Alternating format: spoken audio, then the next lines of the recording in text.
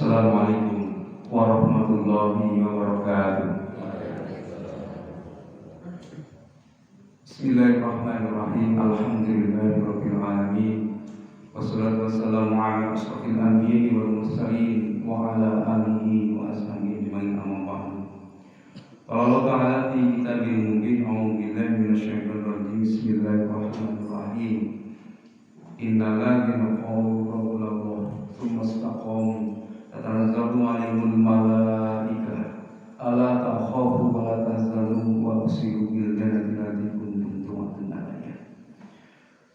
Bapak-bapak, ibu-ibu jamaah pengajian Masjid As-Salam yang dimuliakan oleh Allah Subhanahu wa taala. Pertama, kita panjatkan bersyukur kepada Yang Maha Esa karena rahmat dan taufiknya pada kesempatan pagi hari ini kita masih diberikan kesempatan untuk bermuajah bertatap muka dalam rangka kita bertolabul ilmi. Mudah-mudahan kehadiran Bapak Ibu semua di tempat yang mulia ini dicatat sebagai satu ibadah yang diterima oleh Allah Subhanahu wa taala.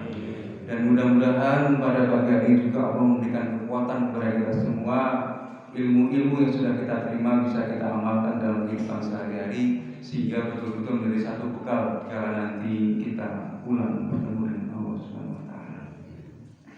Bapak Ibu yang dimuliakan oleh Allah Subhanahu wa taala, betul nanti kita sampai jam 5:04, 5:20 ya, karena jam 6:04 saya harus di masjid, mau masuk ke kelompok Al-Alim itu udah pindah ke sana. Jadi pas nanti pas suruh kita sholat dan saya pamit.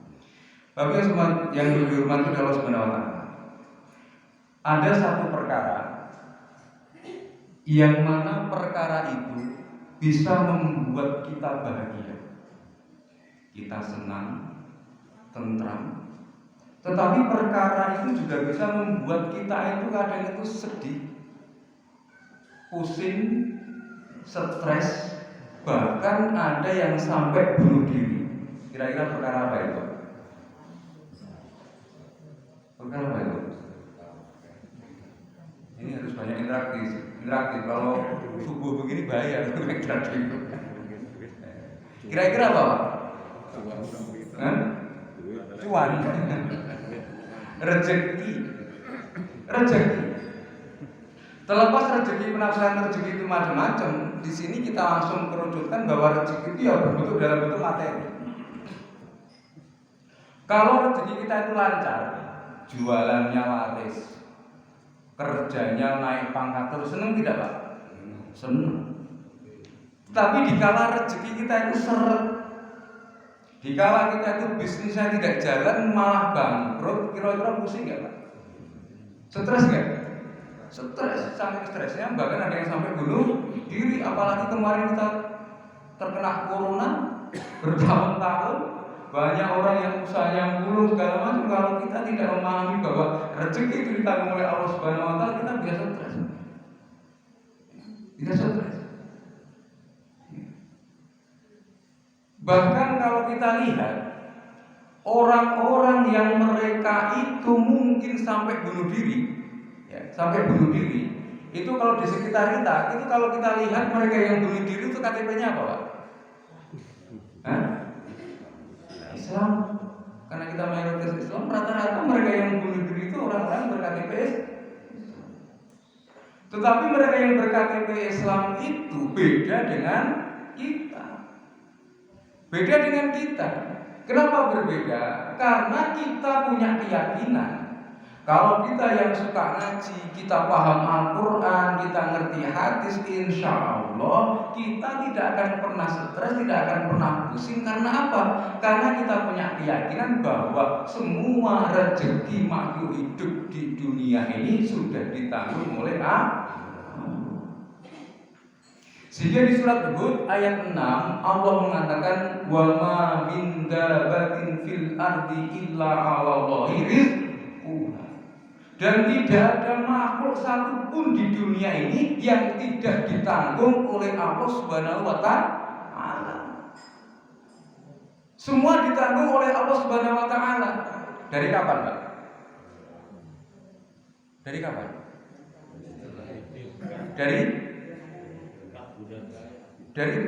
Dari sebelum lahir.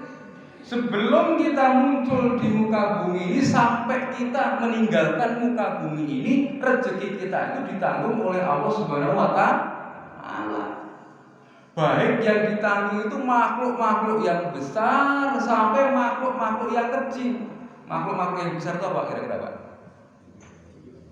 Oh, makhluk yang gede-gede itu apa kira-kira? Gajah. Ada yang lebih besar lagi dari gajah?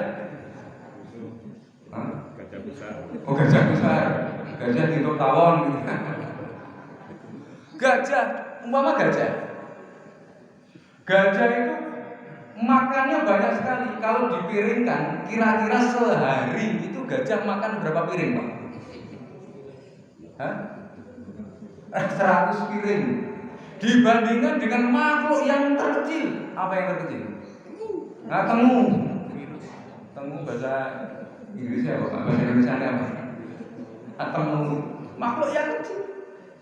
Bahkan kita yang manusia, makhluk yang besar aja, yang makannya itu membutuhkan ratusan piring, itu aja dijamin oleh Allah Subhanahu wa Ta'ala. Apalagi kita yang hanya membutuhkan sehari semalam, butuhnya berapa piring, Pak? 3 piring, itu pun kalau sudah normal 3 piring. Kalau sudah normal, apakah kita makan masih full? Tidak. Makan kita hanya butuh sedikit. Ya, butuh sangat kecil sekali. Nah, sehingga kita punya keyakinan bahwa rezeki itu sudah ditanggung oleh Allah Subhanahu wa Ta'ala. Bahkan makhluk-makhluk hidup yang mereka itu mencari rezeki dihitung susah, dihitung bingung susah, itu pun masih ditanggung oleh Allah Subhanahu wa Ta'ala rezekinya.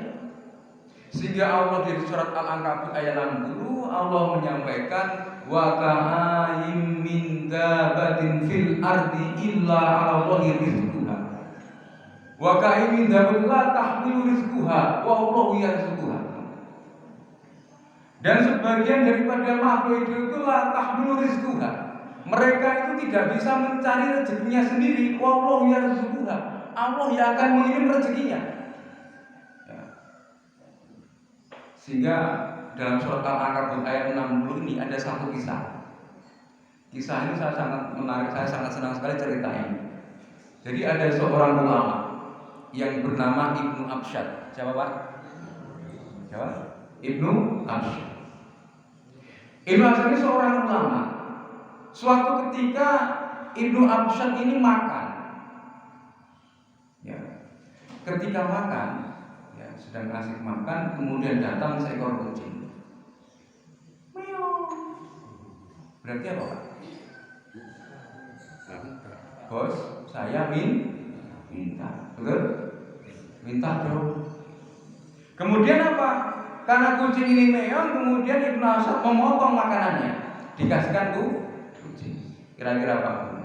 Kalau panjenengan jahat lagi makan lauknya lele, kira-kira jatah kucing yang mana? Dasarnya. Kok enggak badannya, Pak? Emang? Terus. Nah, kemudian apa? Kemudian Ibnu Absyad ini dipotong, dikasihkan kucing. Biasanya Pak, kalau bapak-bapak makan, kemudian itu dipotongkan kepalanya atau badannya, dikasihkan kucing, langsung dimakan tidak, Pak? Di samping kita itu langsung dimakan tidak? Langsung dimakan. Tetapi kejadian ini tidak, beda. Ketika Ibnu Absyad memotong makanannya itu, kemudian dikasihkan kucing itu, kucing tidak langsung makan, tetapi makanan itu digigit, kemudian pergi menghilang. Selang beberapa saat datang lagi itu kucing itu, datang lagi. Bos, minta lagi dong, bos. Dikasih lagi itu makanannya, digigit, pergi lagi. Yang ketiga datang lagi, bos minta dikasih, kemudian pergi. Ketika yang ketiga ini karena Ibnu Absyad seorang ulama, pengen mencari pelajaran iktibar dari apa ini kok kucing. Harusnya kalau kucing itu tak kasih makanan langsung dimakan, tetapi ini kok tidak. Ketika dikasih makanan itu digigit kemudian pergi. Kemudian apa? Ibnu Absyad ini mengikuti kucing. Orang Jawa kan kira-kira. Kucing kok diikuti. Kemudian kucing itu diikuti Pak, ditoke sampai ada satu pagar. Di balik pagar itu ada rumah kosong, rumah yang sudah tua. Ketika di dalam rumah tua itu ternyata ada kucing lain, subhanallah, yang kondisinya kucing lain itu kondisinya buta dan lumpuh. Kemudian apa? Kemudian Ibnu Hasan teringat di dalam surat Al-Ankabut ayat 60 itu, wa ka'ayyin min dabatin la tahmilu rizquha wallahu yarzuquha. Dan sebagian daripada makhluk hidup itu yang dia tidak bisa mencari rezekinya sendiri, wallahu yarzuquha, Allah yang akan mengirim rezekinya. Seperti apa? Seperti kucing ini dan kondisi cacat, kondisi buta, tidak bisa mencari rezekinya sendiri. Ternyata apa? Allah mengirim kucing lain untuk apa? Untuk memberikan rezeki. Ini luar biasa. Luar biasa. Sehingga sangat aneh kalau kita itu sebagai makhluk, sebagai manusia, umat Islam, rezeki kita itu sudah dijamin oleh Allah Subhanahu wa taala. Bahkan orang-orang yang mencari rezekinya itu dikira susah. Makhluk hidup yang mencari rezekinya itu kalau kita lihat susah, itu Allah terjamin kok. Saya sering memberikan contoh di sini ya Pak. Enggak ada. Cicak. Nah, coba perhatikan. Cicak itu makanannya apa Pak? Serangga. Nyamuk. Ya serangga. Biasanya nyamuk. Kalau dilihat Pak, kira-kira kebalik nggak Pak? Secara pikiran logika manusia kebalik nggak? Yang merayap itu cecak, makanannya terbang. Enaknya gimana Pak? Cecak bisa terbang, nyamuk tidak terbang. Seperti burung elang itu kan makanannya apa elang itu? Ya ikan, anak ayam itu kan keren terbang, saut, bahkan keren. Ini tidak, cicak ini Pak, coba Pak. Cicak itu dia merayap, ya, dia merayap, kemudian makanannya itu terbang. Kalau cicak ini boleh protes kepada Allah, ya Allah, ini salah desain ya Allah. Ya betul nggak? Kebalik ya Allah. Harusnya saya terbang, nyamuk tidak terbang. Makanya ada lagu gimana? Cicak-cicak di dinding, diam-diam merayap. Terus datang seekor nyamuk, terus nyamuk berdiam sudah. Ternyata Pak, tugasnya nyamuk, tugasnya cicak ini disuruh apa? Disuruh diam-diam merayap. Nanti saya jelaskan yang dimaksud diam-diam merayapnya itu apa maksudnya ini di belakang. Karena materi ini sangat panjang Pak, jadi agak panjang. Terkadang bisa 2 sampai 3 kali pertemuan, ya, tapi nanti saya potong biar tidak ganjil. Karena saya pernah ngisi di Klaten itu ganjil Pak, jadi ganjil, ngobrol, akhirnya ada MC yang memotong materi jadi kurang paham. Bisa jelaskan di belakang ada tanda begitu. Nah, kalau kita lihat cicak itu Pak, cicak itu susahnya minta ampun mencari rezeki, gambaran kita mencari rezeki. Tapi begitu susahnya cicak itu mencari rezeki, pernah nggak bapak-bapak, ibu-ibu melihat ada cicak stres? Ada pernah melihat? Ada cicak bunuh diri, pernah ada melihat? Tidak ada. Mereka tetap apa? Diam-diam merayap untuk mencari rezeki. Mencari rezeki, tetap dicari rezekinya itu. Nah, paling gampang gambaran kita yang dimaksud dengan rezeki kita ditanggung oleh Allah Subhanahu wa taala itu adalah, ada enggak misalkan di dusun apa namanya? Minomartani. Di Minomartani ini ada enggak? Ada seseorang yang dia itu kaya, konglomerat, kemudian jujur dan dermawan. Kira-kira ada enggak? Di masjid ini ada kira-kira? Ada Pak? Coba tunjukkan saya. Yang dia itu kaya, dermawan dan jujur, ada nggak? Sakminol, gitu. Ada nggak Pak? Ada. Ada Pak? Kira-kira banyak ada yang begitu? Banyak nggak? banyak. Gampang contohnya mana ya? Nah, oh ini beliau. Pak siapa namanya Pak? Pak Raden Usman. Raden Usman. Pak Usman. Ya kamu untuk contoh Pak Usman. Pak Usman ini di Minomartan itu paling kaya, paling jujur, paling dermawan. Amin. Gitu. Nah, karena beliau ini kaya, jujur, dermawan, kemudian bilang kepada yang muda siapa yang muda? Itu. Mas Hendrik, Mas Didi. Sudah nikah belum Mas? Ini dinikahkan sama kamu. Oh gitu. Sudah dicarikan istri. Sudah nikah? Sudah nikah belum? Oh belum. Yang sudah muda nikah mana?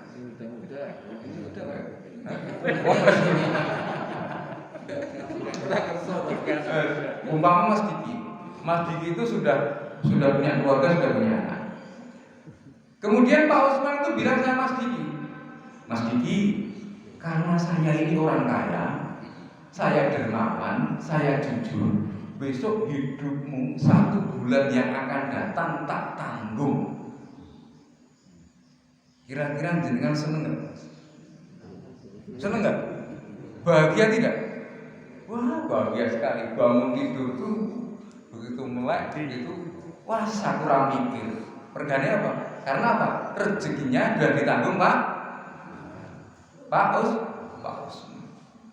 Mas Diki, keperluanmu sebulan tak tanggung. Biaya sekolah anakmu tak bayari, biaya makanmu tak bayari, biaya pulsamu tak berikan, listrik tak bayari semuanya. Seneng nggak? Seneng. Ya. Istri tak. Puluh istri tak carikan istri. Misalkan. Seneng kan? Seneng. Kaya. Tetapi Pak, maaf.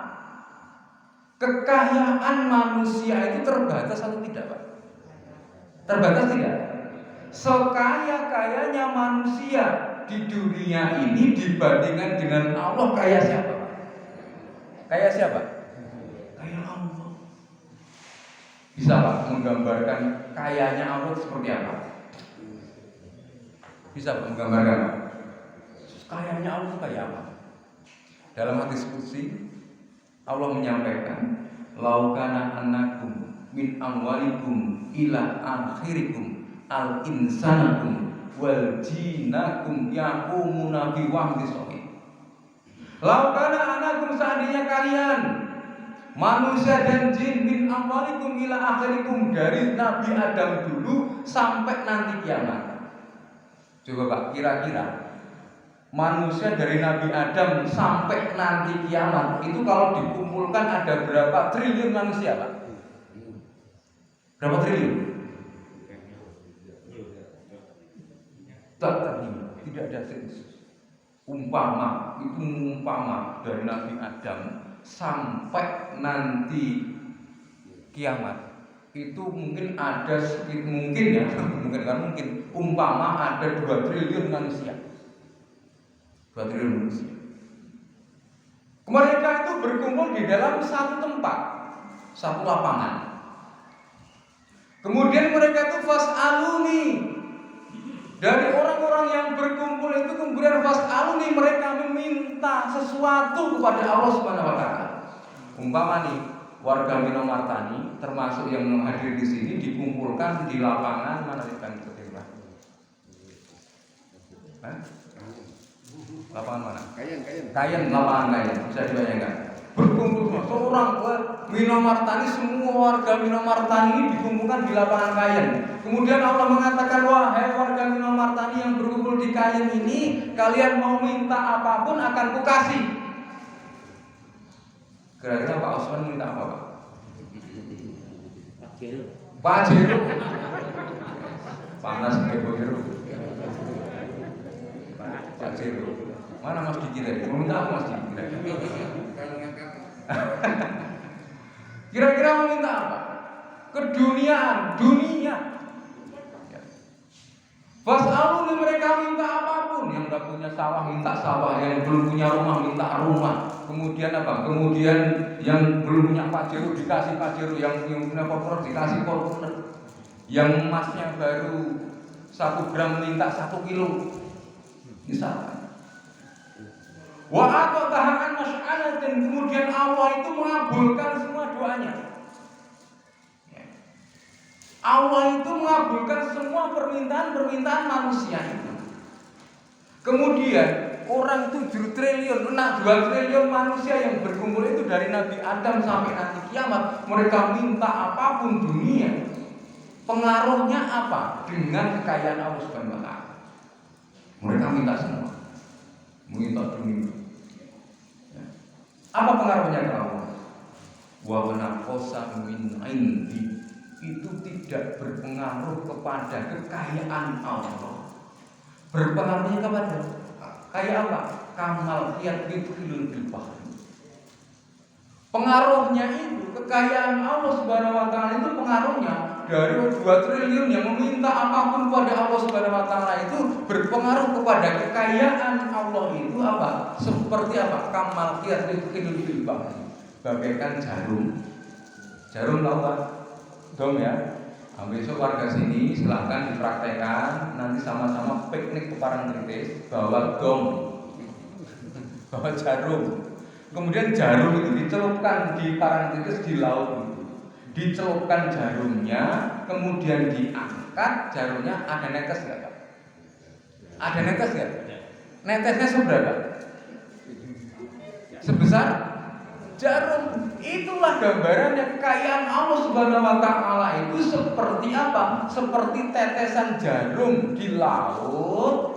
Itulah rezeki yang dibagi kepada umat manusia dari sekapan? Dari Nabi Adam sampai nanti hari kiamat.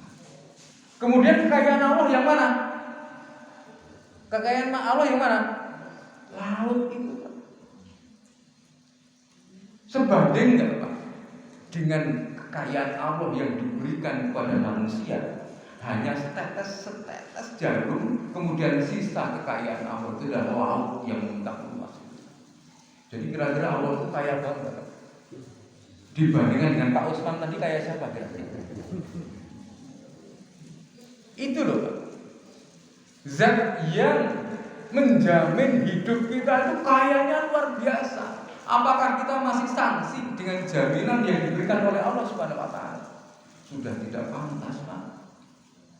Kita itu apa? Kita itu stres, pusing. Karena yang menanggung itu adalah yang maha tadi kaya. Pak Usman beliau adalah orang kaya. Kemudian Pak Usman itu adalah orang yang dermawan. Nyuwun ngapunten, dermawan. Dermawannya Pak Usman dengan Allah, kira-kira dermawan siapa Pak? Kok tahu? Dermawan Allah. Umpama Pak Usman saking kayanya, beliau itu menginformasikan, wahai warga Minamartani, karena saya ini kaya dan dermawan, ayo siapa yang membutuhkan uang tak kasih. Kira-kira siap nggak Pak begitu Pak? Kalau ada yang begitu, kita datang ke sana nggak Pak? Kita datang ke sana. Meminta rezeki, meminta apa? Kekayaannya Pak Usman itu, karena beliau dermawan. Tetapi dermawannya manusia itu sangat terbatas dibandingkan dengan Allah. Ya. Ketika tadi menjanjikan Mas Diki, hidupmu tak jamin, 1 bulan yang akan datang hidupmu tak jamin. Ketika dijamin itu Pak, ya, ketika dijamin itu menjamin seluruh kehidupannya Mas Diki itu. Ketika Mas Diki malam-malam nih, ketika mau puasa, mungkin mau puasa sunah malam-malam berasnya habis. Jam 12 malam jenengan dodok Pak Usman. Assalamualaikum. Waalaikumsalam Mas Diki. Jam 12 malam kok kesini? Ngeten Pak, kan Pak Bapak sudah menjamin hidup saya 1 bulan. Ini beras saya habis. Saya minta beras dong Pak. Dodok jam 12 malam. Kira-kira dikasih nggak Pak? Pak Usman? Dikasih nggak? Dikasih. Grundel nggak? Grundel. Gerosok grundel. nggak pengertian mosok jam 12 malam dodok minta beras. Mas Diki bilang, loh Bapak kan sudah janji mau menjamin hidup saya 1 bulan. Tetapi kalau Allah saking dermawannya Allah itu menjamin hidup kita itu 24 jam full. Jangan datang ke Allah pagi, diterima nggak Pak? Diterima. Siang datang ke Allah, diterima nggak? Diterima. Jam 3 pagi, jangan duduk Allah tahajud, diterima tidak Pak? 24 jam Allah itu apa? Menjamin hidup kita. Rezeki kita dijamin oleh Allah Subhanahu wa Ta'ala 24 jam. Kalau manusia mungkin terbatas ketika didodok jam 12 malam belum tentu, tapi Allah tidak. Ketika kita didodok Allah jam 2, jam 3, itu Allah sangat suka. Sangat suka sekali ketika Allah jam 2, jam 3 pagi itu untuk Allah. Lama digedor. Insya Allah tidak. Allah tidak akan marah dengan seperti itu. Tadi kaya, dermawan, jujur. Pak Osman itu orang yang jujur. Tetapi jujurnya manusia itu terbatas atau tidak Pak? Terbatas. Tadi dihitung-hitungan Pak Osman sudah janji sama Mas Diki. Mas Diki hidupmu tak jamin 1 bulan yang akan datang. Tetapi setelah dihitung-hitung sama Pak Osman, dihitung-hitung baru dapat satu minggu. Ternyata setelah dihitung-hitung, wah Mas Diki, maaf, ini kok ternyata setelah saya hitung-hitung kok Mas Diki termasuk golongan manusia yang boros ya. Ini kalau tak teruskan 1 bulan bisa bangkrut nih saya. Apa boros? Bisa nggak manusia begitu Pak? Bisa nggak? Berubah pikiran bisa nggak? Hitung-hitungan begitu dihitung-hitung, ya Allah, ini tak terus so hancur nih saya, habis-habisan nih saya. Itu manusia. Tapi kalau Allah bagaimana Pak? Innallaha la yukhliful mi'ad. Allah tidak akan pernah mengingkari janjinya. Kalau Allah sudah menjamin kehidupan kita, menjamin rezeki kita, Allah tidak akan pernah mengingkari. Pasti Allah apa? Pasti Allah akan menjamin hidup kita. Nah, dari perumpamaan tadi Bapak Jormati, ketika kita sudah punya keyakinan bahwa rezeki kita itu sudah ditanggung oleh Allah Subhanahu wa Ta'ala, kira-kira ada syaratnya enggak Pak? Allah minta syarat enggak Pak? Ada. Ketika kita mengharapkan rezeki, tentunya rezeki kita ada rezeki yang berkah. Itu ada syaratnya enggak Pak? Ada. Pertanyaan begini Pak, kira-kira Bapak Ibu semua, itu kira-kira jenengan itu mengharapkan rezeki yang berkah mboten kathah, nopo kathah mboten berkah, tidak ada pilihan ketiga. Tidak ada pilihan ketiga. Kathah mboten berkah, no berkah mboten kathah. Pilihannya hanya 2. Tidak ada pilihan ketiga. Gimana Bu?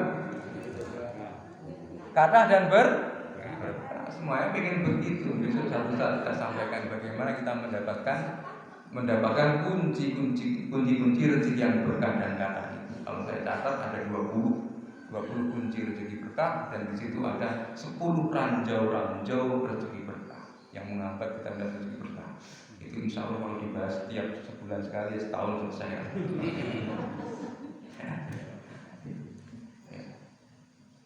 Jadi kita itu mengharapkan rezeki yang berkah.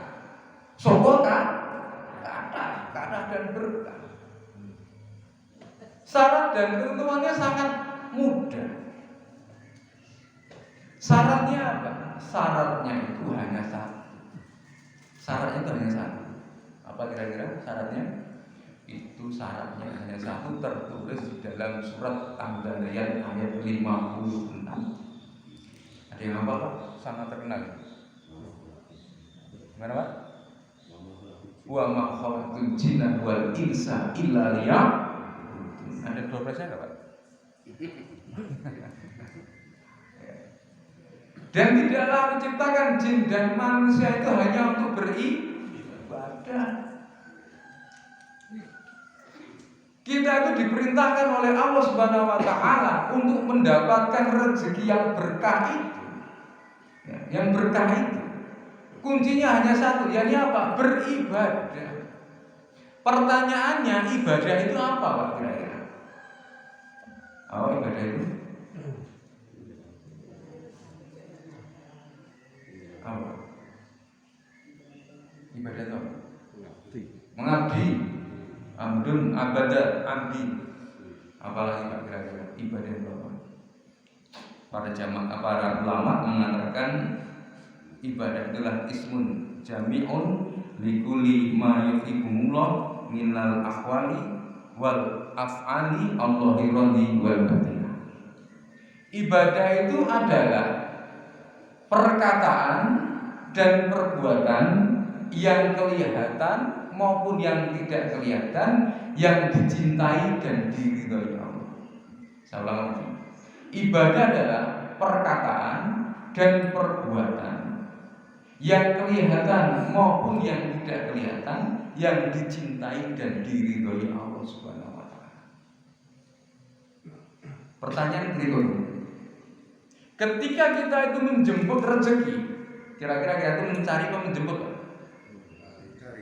Mencari apa menjemput? Kan rezeki sudah disiapkan oleh Allah Subhanahu wa taala.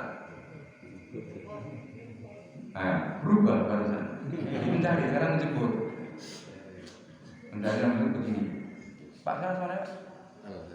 Pak Hasim. Pak Hasim punya putra Asmani kan, Pak? Punya putra? Asmani berarti siapa? Contoh? Rosikul. Mas Rosikul. Pak Hasim ini bilang sama saya, Mas Awan, saya minta tolong carikan anak saya Rohisu. Bingung tidak, Pak? Saya mencari anak itu, bingung tidak? Bingung. Tetapi beliau bilang, Mas Awan, tolong jemputkan anak saya di terminal Jombor. Jelas gak, Pak? Jelas gak? Barangnya sudah ada, rezeki kita itu sudah ada. Sebetulnya kita itu mencari para menjemput, Pak. Menjemput. Yaitu menjemput rezeki yang sudah ada, sudah ditakdirkan oleh Allah Subhanahu wa taala di Lauhul Mahfuz. Ya. Rezeki kita sudah tertulis, kita dapat berapa, itu sudah tertulis oleh Allah Subhanahu wa taala. Ya. Contoh. Yusuf berapa sekarang? 60 lebih. Lebihnya berapa? Banyak. Allah itu mengatakan di saran hadirat Imam Al-Hakim, Rasulullah mengatakan inna ahada minkum la yahruju minad dunya hatta yastamina rizquhu. Kita itu, rezeki kita itu sudah ditulis Allah Subhanahu wa taala di Lauhul Mahfuz. Jatah kita itu sudah ada. Contoh, Yun Sewu, ngapunten, Pak Al-Hasim ini usia sekarang mungkin 65 misalkan. 65 tahun. Jatah rezeki beliau sampai nanti meninggal dunia itu umpama 50 miliar. Kurang tidak, Pak? Cekap ya, sudah cukup ya. 50 miliar. Jatah beliau itu dari lahir, dari sebelum lahir sampai nanti meninggal dunia itu 50 miliar jatah beliau. Tetapi pada hari ini, pada saat subuh ini, rezeki beliau itu sudah diturunkan berapa? 49 miliar 999 ribu. Berarti kurang berapa? Kurang 1000, betul? Kurang 1000. Ketika 1000 itu belum didapatkan oleh beliau, itu insya Allah kita masih hidup. Kalau sebentar lagi tak kasih uang 1000 diterima, wassalam. Gitu. Itu rezeki. Jadi apa? Kita balik berarti kalau kita saat ini masih diberikan kehidupan oleh Allah Subhanahu wa taala, berarti apa? Berarti rezeki Allah itu masih ada jatah untuk kita. Yes, gitu. Berarti apa? Ketika saya hidup, berarti saya masih punya peluang mendapatkan rezeki. Sampai kapan? Sampai kita meninggal dunia. Itu. Jadi kita diperintahkan oleh Allah Subhanahu Wa Taala untuk mendapatkan rezeki yang berkah itu dengan cara apa? Dengan cara kita itu beribadah. Ya, beribadah. Pertanyaannya apa? Kira-kira orang yang bekerja menjemput rezeki tadi itu termasuk ibadah atau bukan? Gimana Pak? Menjemput rezeki atau mencari rezeki lah gampang. Menjemput rezeki atau mencari rezeki itu kira-kira termasuk ibadah atau bukan Pak? Belum tentu. Kita kembalikan pengertian tadi. Ibadah adalah segala perkataan dan perbuatan yang kelihatan maupun tidak kelihatan, yang dicintai dan diridhoi Allah. Lah bisnisnya menjemput rezekinya, mencari rezekinya jualan toge. Kemudian jualan miras, minuman keras, kira-kira? Ya? Ibadah bukan? Saya itu sering mencontohkan yang untuk saya contoh itu ternyata meninggal dunia barusan kecelakaan. Harusnya habis gitu. Mana jatuh lu contoh.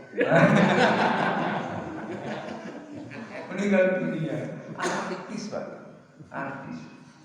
Seorang artis terlibat prostitusi online dengan bangganya mengatakan saatnya menjemput rezeki secara langsung 80 juta saknyuman. Itu kira-kira yang seperti itu kira-kira ibadah itu bukan Pak? Jualan togel, jualan miras, prostitusi online, korupsi, nipu, kira-kira itu termasuk ibadah atau bukan? Bukan, walaupun dia itu menjemput rezeki, mencari rezeki. Ya. Sehingga apa? Ibadah di sini diartikan luas. Diartikan luas. Ketika kita mencari rezeki, kita mencari menjemput rezeki untuk menghidupi keluarga-keluarga kita, anak turun kita dengan cara yang hak, dengan cara yang benar, insya Allah ketika mereka mencari rezeki termasuk golongan orang apa? Golongan orang yang beribadah. Tetapi kita ini punya ibadah yang apa? Yang utama. Kita umat Islam itu kalau pengen kita rezekinya kita itu berkah, rezeki kita itu kata, itu kita punya tugas ibadah pokok manusia, ibadah pokok umat Islam. Apa itu Pak? Apa? Sholat. Kalau kita ingin memperbaiki kehidupan kita, maka perbaiki sholat. Hubungan kita dengan Allah Subhanahu Wa Taala diperbaiki. Kira-kira kalau kita itu sholat sehari semalam itu butuh berapa rakaat? Berapa? 17 rakaat. Ada anak kelas 5 SD. Masnya kelas berapa? Kuliah. Enggak. Kalau saya menyontohkan itu tak cari anak yang kelas 5 SD atau kelas 6 SD, tak tanya, jenengan anak kelas 5 SD, adik itu sehari semalam sholatnya berapa rakaat? 17 rakaat Ustaz. Habis itu saya tanya, Bapak, Ibu, sehari semalam sholatnya berapa rakaat? Jawabannya 17. Berarti sholat jenengan sekelas anak kelas 5 SD. Ya tidak? Kira-kira dibandingkan dosanya anak kelas 5 aja dengan kita yang sudah tamat kawa-kawa dan tua ini, dosanya banyak mana Pak? Ya? Kawa-kawa. Kita tidak cukup Pak. Kita hanya sholat 17 rakaat. Terkadang 17 rakaat kita masih selesai, masih salah. Kita agak sempurna. Perlu dukungan sholat yang lain. Nah, coba perhatikan ini Pak. Ini subuh, ini luhur, ini asar, ini maghrib, ini isya. Betul? 5 ya. Jumlahnya 17. Subuh sampai luhur. Jauh nggak ini Pak jaraknya? Jauh. Allah itu tidak pengen berpisah dengan umatnya terlalu lama. Allah itu pengennya ketemu dengan hambanya itu secepatnya. Ketika subuh dengan duhur ini terlalu jauh. Subuh sekarang berapa? Jam 3:47. Duhurnya jam 11 lewat 25. Berapa jam itu? Berapa jam? 6 jam, 6-7 jam. Ya. 6-7 jam. Tadi saya sampai sini udah bingung. Sampai sini kok belum ada yang buka masjid, masih gelap semua. Karena ini udah pada adzan. Apa saya salah alamat ya sini ya? Ternyata begitu adzan dulu langsung datang. Alhamdulillah. Kita lanjutkan. Subuh duhur terlalu jauh. Allah tidak ingin berpisah terlalu lama. Ketika subuh dan duhur di tengah-tengah ada apa Pak? Duha. Luhur sama asar jauh tidak Pak? Tidak. Luhur asar terlalu dekat. Asar dengan maghrib jauh tidak? Tidak, terlalu dekat. Maghrib sampai asar sampai maghrib sampai isya jauh tidak? Dekat. Isya sampai subuh jauh tidak Pak? Jauh banget. Berapa jam? 8 jam sampai 9 jam. Ini Allah tidak mau berpisah di tengah-tengahnya Pak. Di tengah-tengah perpisahan kita dengan Allah dari isya sampai subuh dikasih apa Pak? Kita diperintahkan tahajud.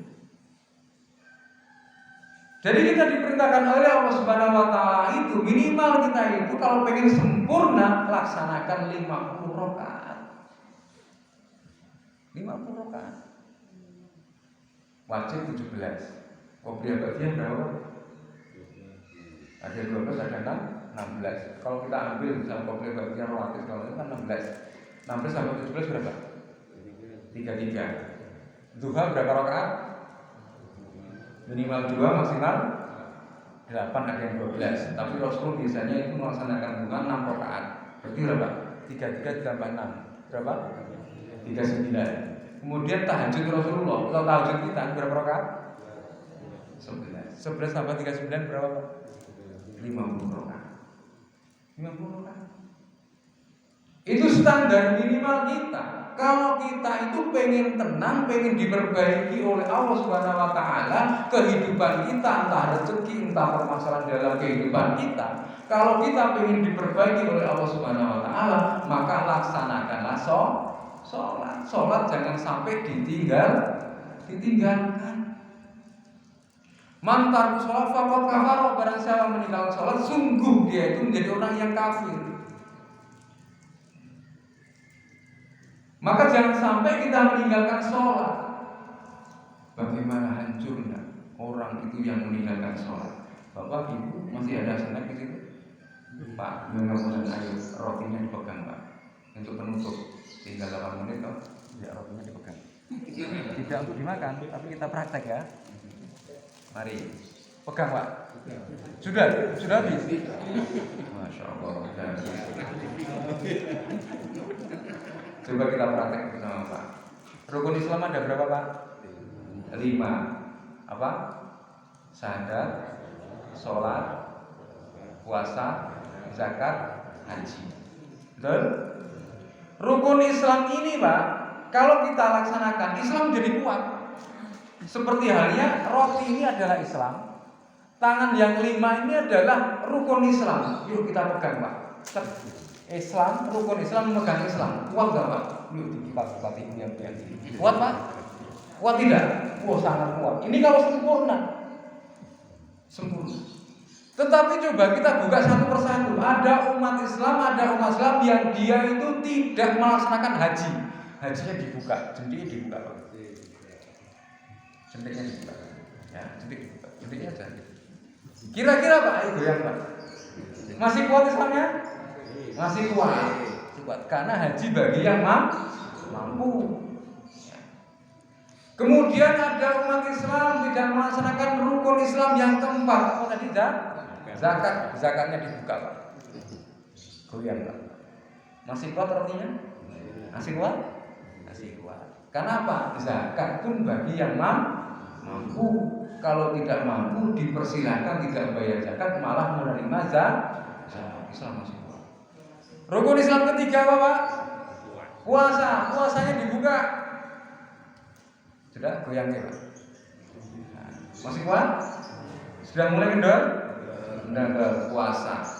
Kalau ada umat Islam yang tidak puasa, Islam masih kuat insya Allah Pak. Karena apa? Puasa bagi yang mampu. Kalau umatnya itu tidak mampu melaksanakan puasa, bisa membayar fidyah atau mengganti mengkodok di hari yang lain. Tapi coba perhatikan Pak. Rukun Islam kedua Pak. Sholat. Sekarang sholatnya dibuka. Sholatnya dibuka.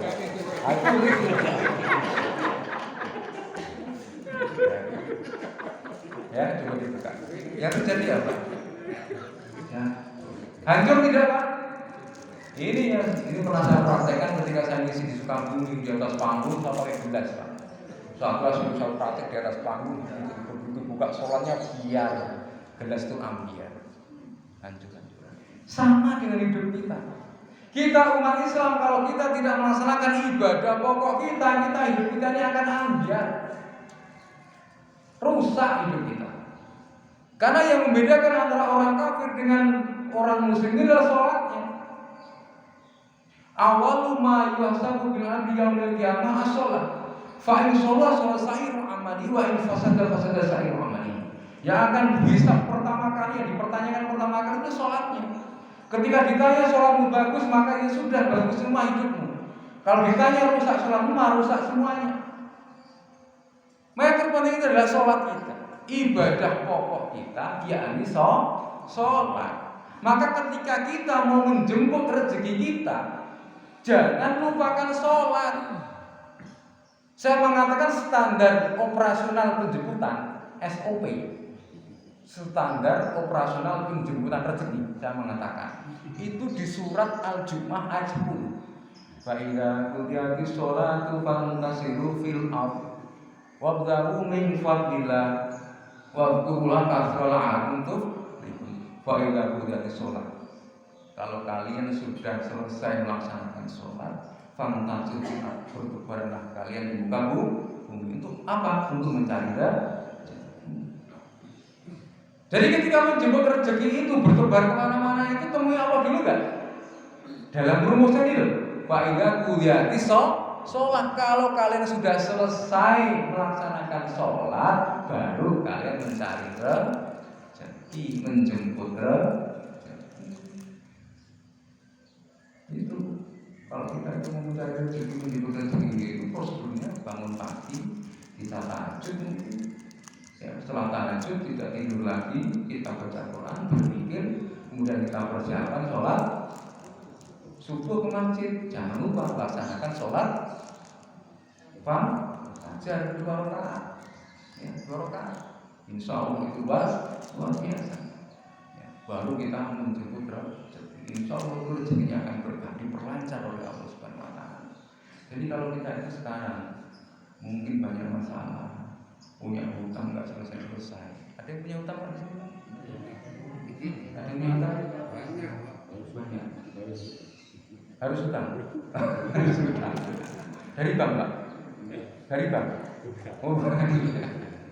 Kalau kita punya masalah rumah tangganya, bisnisnya, itu coba perbaiki hubungan kita dengan Allah Subhanahu Wa Taala. Karena sholat itu adalah silatul bainal abdi wal silahnya, silah itu ketersambungan hubungan antara siapa? Abdi, hamba dan Allah Subhanahu Wa Taala. Bapak Ibu yang dihormati, jam 5:12 ini saya juga harus segera pindah. Kita nanti laksanakan sholat ya, tetapi saya pesan jangan sampai